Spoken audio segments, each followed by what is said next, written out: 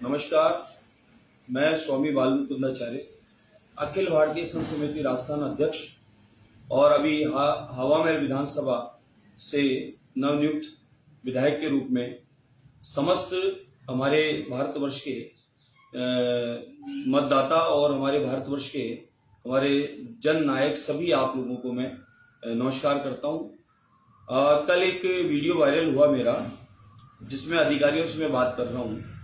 पिछले कई वर्षों से मैं बराबर अधिकारियों से मैं इस बारे में बात कर रहा हूं कि हमारे क्षेत्र में, संपूर्ण क्षेत्र में, परकोटे के सभी विधानसभाओं में खुलेआम रोड पर, मंदिरों के आसपास, गली मोहल्लों में, हर कोने पर बहुत सारे मांस की दुकानें खुली हुई है। और मांस की दुकानें खुली है। मांस की दुकान का नियम होता है कि आप कोई सा भी काम मांस का करते हैं, कच्चा पक्का जो भी काम करते हैं, उसमें आपको ढक्के रखना पड़ता है, लाइसेंस लेना पड़ता है, सब चीजों का आपको ध्यान रखना होता है। लेकिन मैंने ये अनुभव किया कि मैंने शिकायतें कई बार कई जगह की है और कई संस्थानों के, संगठनों के, माताओं बहनों के मेरे पास में शिकायतें लगातार आई है कि साहब हमारे क्षेत्र में खुलेआम हर कोने पर मांस की दुकान खुली हुई है। कोई बिरयानी के नाम से है, कोई चिकन सेंटर के नाम से, कोई किस नाम से है।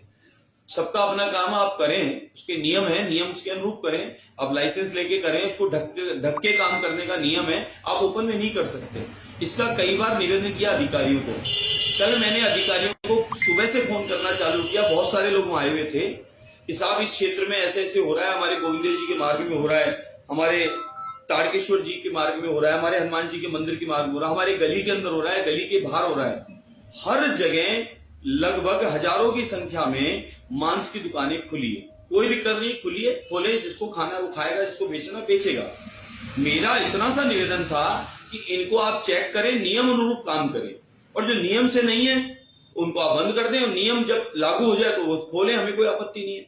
और उन्होंने, अधिकारियों ने संतोषजनक जवाब न देते हुए कहा ये उनका काम है, ये उनका काम है, ये उनका काम है। एक मौके पे अधिकारी 3 घंटे बाद आए टीम लेके, तो मैंने कहा साहब आपने कहा कि ये बिल्कुल नियम से चल रहा है, तो आप मौके पे चलिए। मौके पे हम गए, उन्होंने 10-12 दुकान को पूछा, एक को भी लाइसेंस नहीं था। अधिकारी गए तो वो छोड़ के भाग गए, दुकान को शटर मार दिया, चले गए। और इस बात को इस तरीके से माहौल बनाया गया कि जैसे मैं किसी के खिलाफ हूं।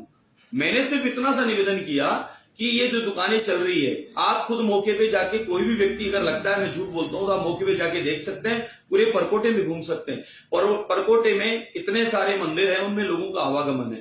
परकोटे में टूरिस्ट आता है, उनका आवागमन है। हमारी क्या छवि जाती होगी, क्या फोटो खींच के वो भेजते होंगे, ये चिंता का विषय है। तो इसलिए मैंने निवेदन किया, खाली इनको देखें आप। और वो नालों पे, गंदगी पे भी वो काम कर रहे हैं, तो भी बीमारी का काम भी हो रहा है। तो इसलिए हमने कहा कि आप इनको नियम से काम करो। ढक्के रखने का होता है। ये क्या करते हैं, सुबह बहुत बड़ा मार्केट सजाते हैं, शाम को बहुत बड़ा मार्केट सजाते हैं, ओपन में धुआं निकलती है, उसकी दुर्गंध निकलती है, तो जो लोग इससे परहेज करते हैं उनको वो समस्या उत्पन्न होती है। तो हमने तो सिर्फ निवेदन किया। अब बोले आप ऊंचा, अरे साहब मेरा गला बैठा हुआ है, मेरी आवाज अभी खराब है, चुनाव के बाद कुछ जुकाम का, ठंड का असर है, इसलिए मैंने ऐसा बोला। दूसरा, वो माताएं बहनें जो उपस्थित है, जो लोग शिकायत लाए, वो कहते हैं अधिकारी सुनते ही नहीं हमारी। तो हमने अधिकारियों को ये कहा कि साहब शाम तक कम से कम आप इसको रिपोर्ट तो देवें, कंफर्म तो करें। मैं शिकायतकर्ता के रूप में बोल रहा हूं, मैं एक शिकायत करता हूं, आम नागरिक के रूप में बोल रहा हूं कि आप आम नागरिक होने के नाते, आपका डिपार्टमेंट है, अधिकारी हो आप इस डिपार्टमेंट का काम देखते हो, सब आपको मैं निवेदन करता हूं कि आप इसकी जांच करें। मैंने ये बात बोली। अगर इस बात से किसी को बुरा लगा तो मैं उसके लिए क्षमा मांगता हूं। तो किसी वर्ग विशेष, किसी के लिए नहीं, मैंने कहा ये पूरा परिवार है हमारा।